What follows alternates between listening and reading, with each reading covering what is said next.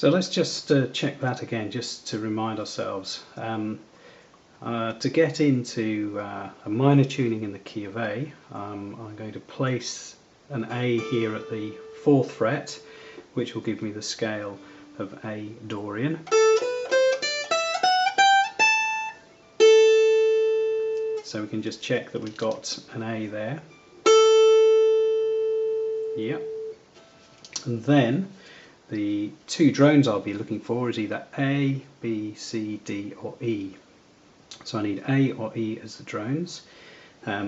This string is normally, on my DAA tuning, is normally tuned to A, so we can just leave that there.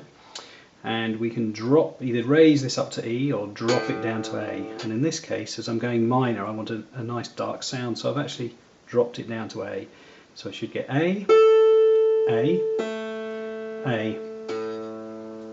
So I have A over 3 octaves. And this will now give me a really nice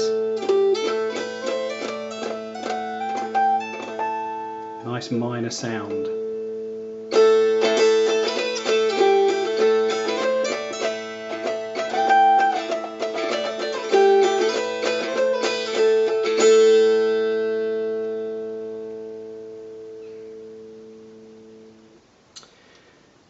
Okay, so we've had a look at tuning to the key of D for a major tune in D, had a look at tuning to the key of A for a Mixolydian tune in A, and there's a lot of those, and we've had a look at tuning to the key of A for minor Dorian tune, and again there's a lot of those around. The other key that's very regularly used within sessions, so again if you're sitting in with a banjo player or sitting in with a fiddler, is the key of G. So we can look at how to get to the key of G. Well, most of the G tunes are quite bright and they tend to be major, so we'd be looking to place the G here at the 3rd fret. Now luckily, because we're tuned to D with this string at the moment, we've got it there already. D, E, F sharp, G. So we now need to just find 2 drones that will work with that G, and they will be the root and the 5th. So the drones we're looking for will be G, A, B, C and D. We've got G and D. Now we're down at A with this string at the moment. We could drop it down further, possibly get down to G with it. Let's have a go.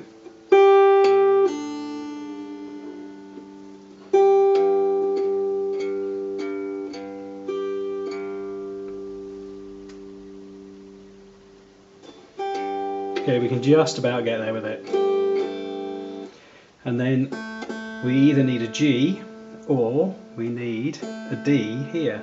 So we're at A, I think we can just drop down to G.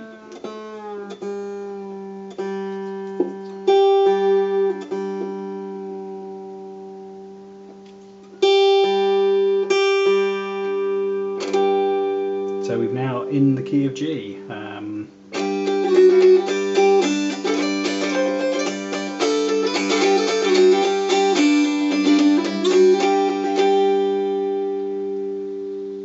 If we want to go a little brighter with that sound, we could take this G back up to D.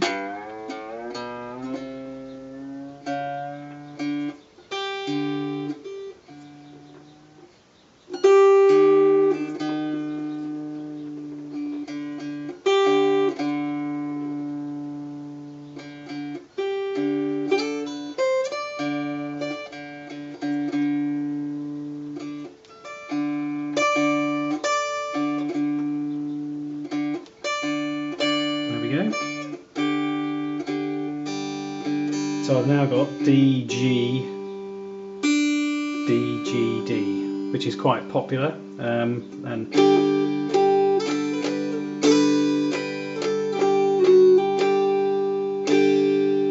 let's think of a tune we could play in this.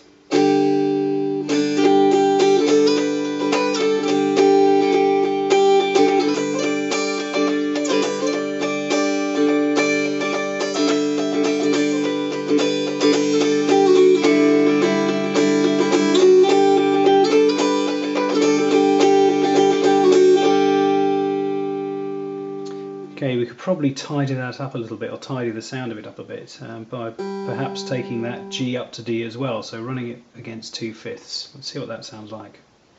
So.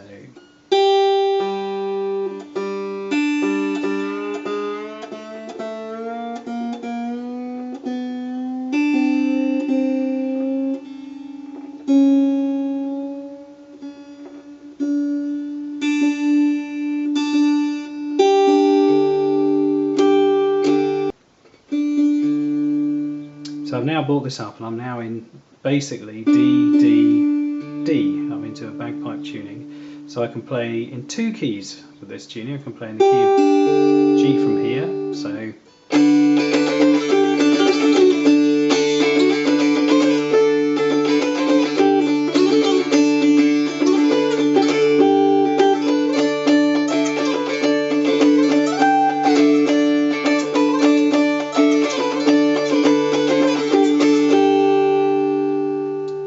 or I can play in the key of D.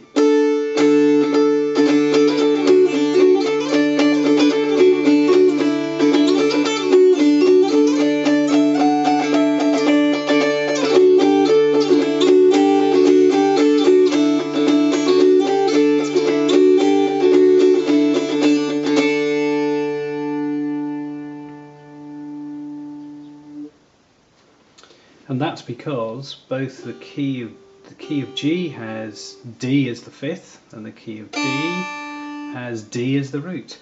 And again, you'll see, particularly with, say, Galax players, they'll use this system of running all the strings across at the same note, which enables them then to play in two keys.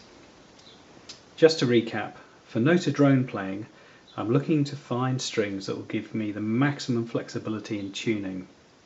The keys that I really want to get into, particularly if you're going to work with, say, a banjo player or a fiddler, or playing sessions, are the key of D, particularly the D Ionian, D major, the key of A, which is going to be A Mixolydian and A Dorian, and the key of G, and that would be the key of G Ionian.